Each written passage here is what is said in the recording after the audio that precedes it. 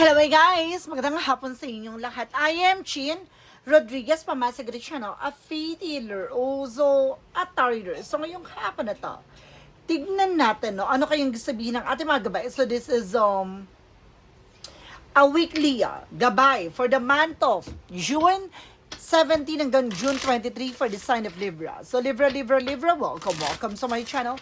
Ano kayang messages, advices, ng spirit guides ang ating masasaga for today's video? Kano na kayang energy or kagarapan sa buhay ng mga Libra signs ang ating mga hagilap. So guys, this reading is a general reading lamang, hindi lahat makaka-resonate. Kunin lang ang makaka-relate sa inyo and comment down below kung kaninong energy ang ating nasaga. Pero don't forget to like and subscribe my channel. And hit siya ba for more videos update. Maraming salamat sa mga walang sawang pag-support sa aking channel. Lalo-lalo nang dinigi-skip ng ads na way pagpalain po kayo ng Diyos at may kapal siksik-liglig nag-uumapaw na biyayang manambalik sa inyo.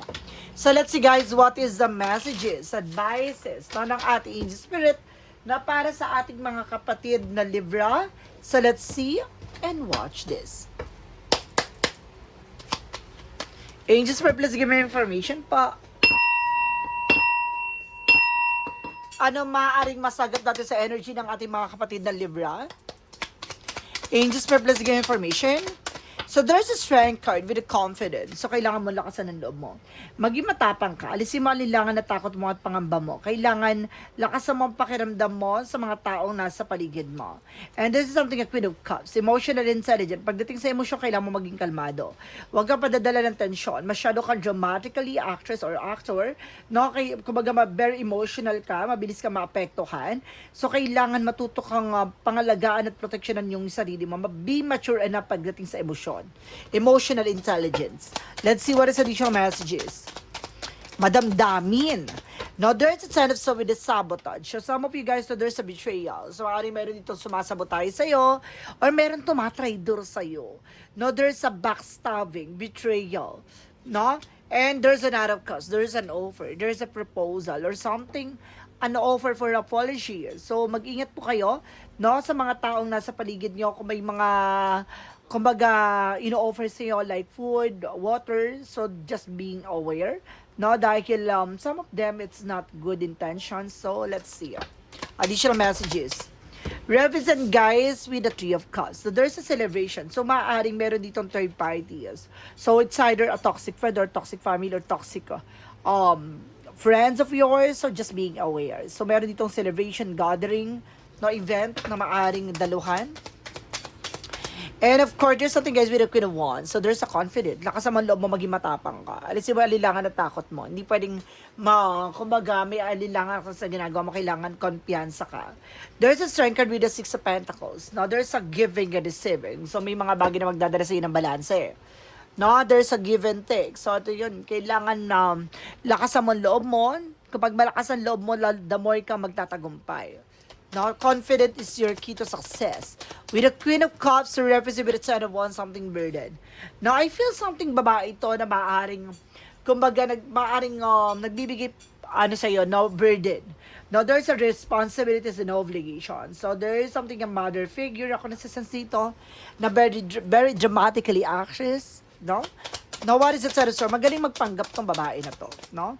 A Ten of Swords represent with the Six of Cups. So, see, sabi ko na nga ba, ang isa sa bagay na, o isa sa tao, kumbaga may tao dito na sumasabotage sa inyo, kumbaga kung sino to, there's a familiarity, no? There's a toxic mother figure.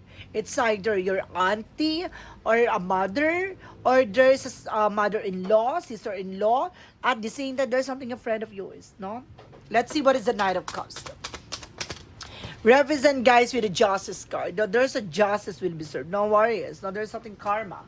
So, what goes around, comes around. Ano man yung bagay na kanyang gagawin towards you, ay maaring mas maging malaki ang impact nito sa kanya.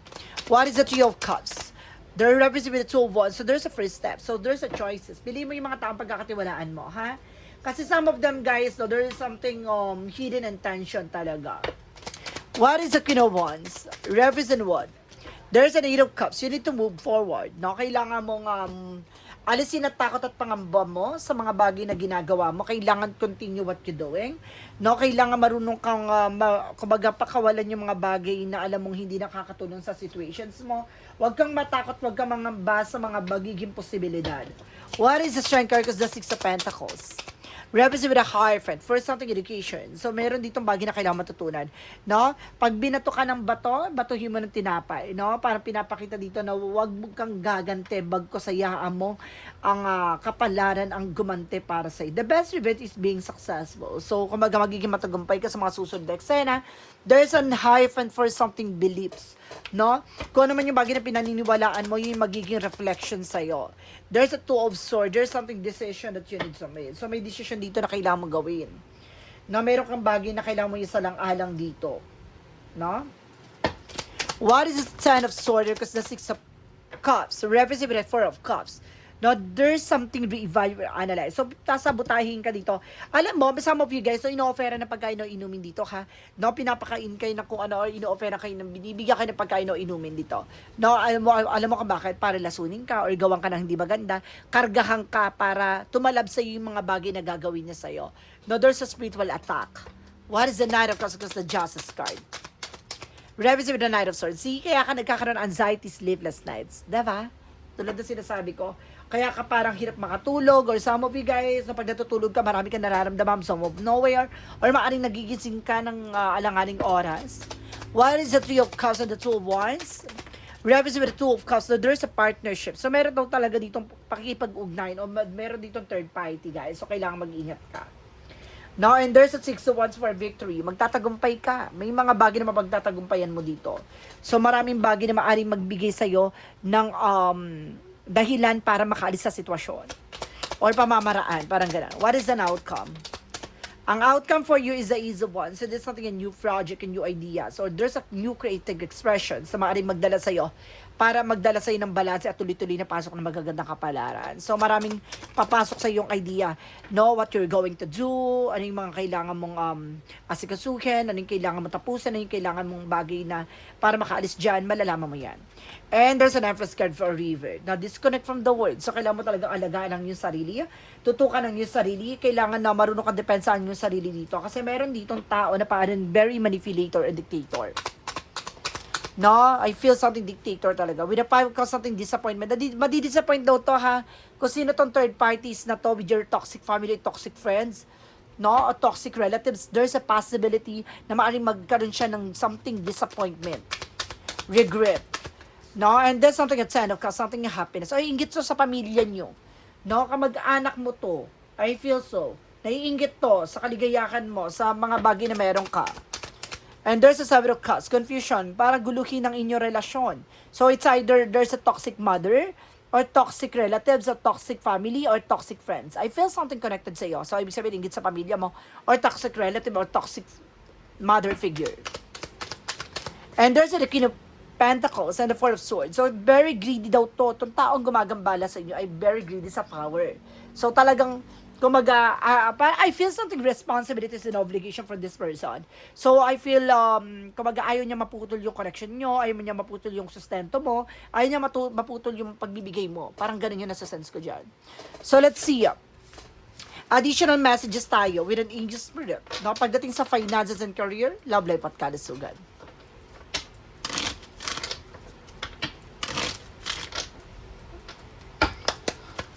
Finances and career, love life at kalusugan represent what?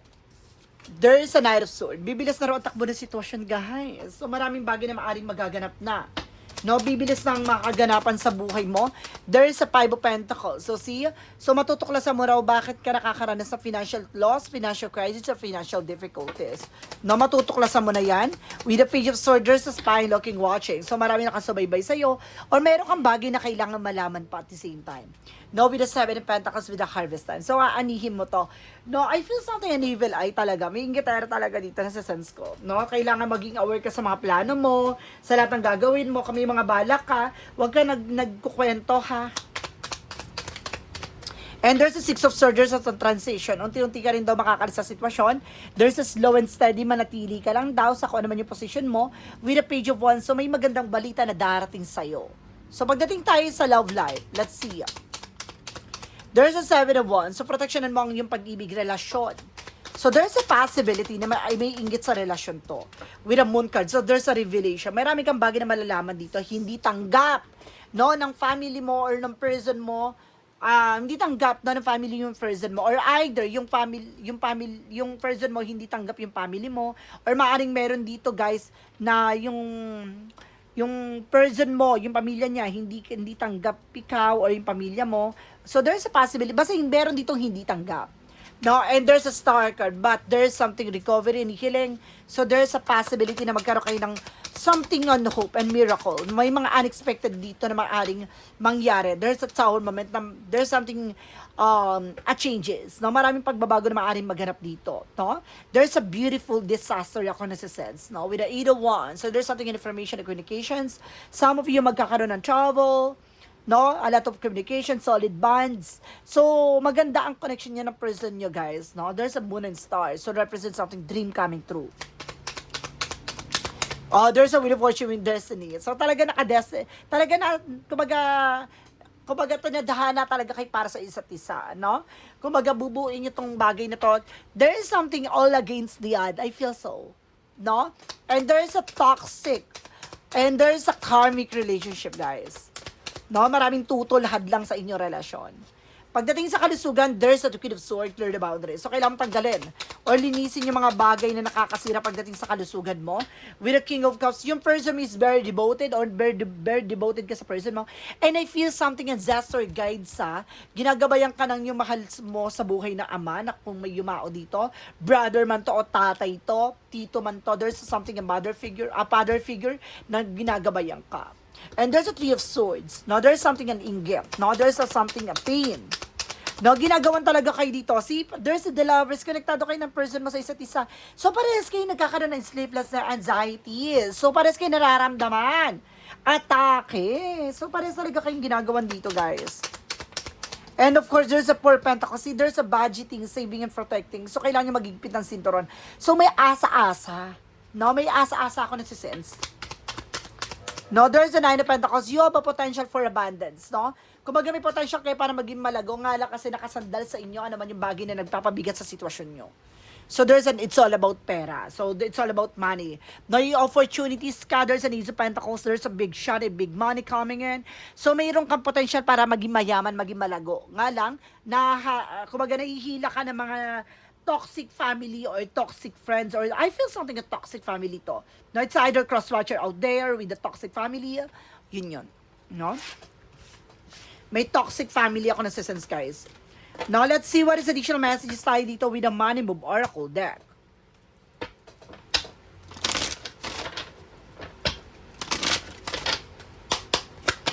With the Money Move Oracle deck, guys. Represent with a helping hands. So, kumbaga, very generous ka dito, no? Kumbaga, you are also productivity, no? Talagang kaya mong, kumbaga, bumuo. May swerte taglay, no? There is something as palm, na pa sa palm na to may swerte. Ganon. And there's a winning. So, talaga mayroon kang bagay na parang ipapanalo. So, bagay na maaaring magsasucceed ka talaga. Sooner or later, luck comes from everyone. So, talaga may swerteng dadapo, no? What is an angel's number? 0606 with a commitment. So, talagang there's something connected about sa commitment. There's a loyalty, responsibility, truth, love, light, and spiritual reals. Applying honesty and light daily is a fast track to creating a peaceful and meaningful life. It's how you find solution and comfort, release worries by speaking your truth and express emotion regularly, open up for the best yet to come. So talaga mangyayari talaga, no? Ano man yung bagay na iyong ninanais. Once na there is a unity, there is something connected with you, with your person, no, talaga magsasucceed kayo. What is the magic of our messages? Admit your true feelings to yourself. So, kailangan mong tanggapin sa sarili mo ano man yung bagay na nararamdaman mo. Stop pretending. Just be honest, no, with yourself. Kung ayaw mo kapag nasasaktan ka, ipakita mo, i-showcase mo yan. What is the yin and yang oracle card? And there's a reunion, soulmate. Talaga may soulmate connection talaga ako na sa sense, no? And there's something guarded, no? Kumaga, you are also guarded dito. And there's a karma. And there's a justice will be served. So, ano man yung bagay na gagawin sa inyo, guys, there's something bounce back. Or meron ditong karma, imbis na swerting kami na malas ka, or maaring meron ditong swerting maaring dadapo na or dadaloy na. Isa sa bagay nagdidigay sa inyo ng kamalasan ay kadena nagdadala sa inyo ng negatibo, no? Sa madaling salita, evil eye or curses. Romance angels represent your hurting, agonizing pain. So, meron ditong parang nagbibigay sakit at paghati sa'yo. And there's a love, strong affection. Talagang, there's something a love sa inyo dalawa na person mo. Talagang, iba yung solid band. No? There's a solid band and twin flame. Soulmate, soul ties. There's a winter season. So, ngayong winter season, no, ibig sabihin gaganda na ang daloy ng sitwasyon mo and there's something community. So, maaaring magbabago na rin ang iyong komunidad, no? Ang iyong environment. For Archangel Michael messages, believe and trust. So, kailangan mo maniwala at magtiwala sa ating Panginoon, sa ating Archangel Michael. For a Jesus loving quote says, ano kayong gusto sabihin sa ng ating amang si Jesu Kristo? No, a Jesus loving quote said, whatsoever you shall ask the Father in my name, He will give it to you. Ano naman daw yung mga bagay na dapat mong inilalapit sa ating Panginoon, ibibigay niya raw sa ito kung ito ay karapat-dapat para sa iyo. So, yun yan. So, let's proceed na tayo with the yes or no Pika card. Kung ikaw ay matagal sa channel ko, alam mo na tong yes or no Pika card. And of course, kung ikaw ay bago sa channel ko, ipapaliwanag ko lamang. Ang yes or no Pika card, pwede ka magtanong. No, mag-iisip ka ng tanong ngayon na. No, anong gusto mo itanong? Then of course, ang magiging sagot dyan, pipili ka lang ng isa. No, within 1, 2, or 3. Then of course, kapag nakapag-isip ka na ng tanong at nakapili ka na ng number na magiging sagot sa tanong mo, please comment down below. Kung nakaabot ka sa reading ko na to, sa yes or no Pika card, i-comment mo ang number na pili mo. So, let's proceed na tayo with number 1. Let's start with the number 1. Let's see. May papakita ba agad? Number 1, there's a yes. Sunny outlook blossom open the divine inspiration. So, mamumukadkad na. It's time na para ibigay sa iyo mga bagay na what you deserve. Number 2, there's a no. Don't risk to. All on this, it's a losing proposition. So, kumbaga, wag mo ibigay lahat, no? Hindi pa hubog, hindi pa tugma, no? May mga bagay na kailangan mo muna isalang-alang. Number 3, there is a no. No? Spotted reputation going bad rotten idea. So, may mali kang kaisipan dito, kailangan mong baguhin yan dahil mabubulok ka sa sitwasyon kung hindi mo to babaguhin na mas maaga. No, kung kakayaan mo, masisira, mabubulok, at tuluyan na tong hindi mapapakinabangan. So, ganon. So, kailangan niya mag-pay attention ka. So, this is something, a weekly gabay for the month of June 17 hanggang June 23 for the sign of. For the sign of Libra. So, Libra, maraming salamat for this wonderful reading. So, once again, this reading is a general reading namang hindi lahat makaka-resonate. Kunin lang ang makaka-relate sa inyo. And comment down below kung kaninong energy ang ating nasagap. And of course, don't forget to like and subscribe my channel and hit siya ba for more videos update. Maraming salamat sa mga walang sawang pag-support sa aking channel, lalo-lalo nang skip ng ads, away pagpalain kayo ng Diyos at may kapalisiksik liglig nag-uumapaw na biyayang manabalik sa inyo. Kung gusto mo mag-continue sa reading natin ng weekly gabay, please don't skip the ad para makatulong sa ating channel. Maraming salamat po, and of course, do like and subscribe my channel para updated kayo sa mga videos ko, no, para mas lumawak, lumawig pa tayo. Maraming salamat and see you the next video. Bye-bye and babush.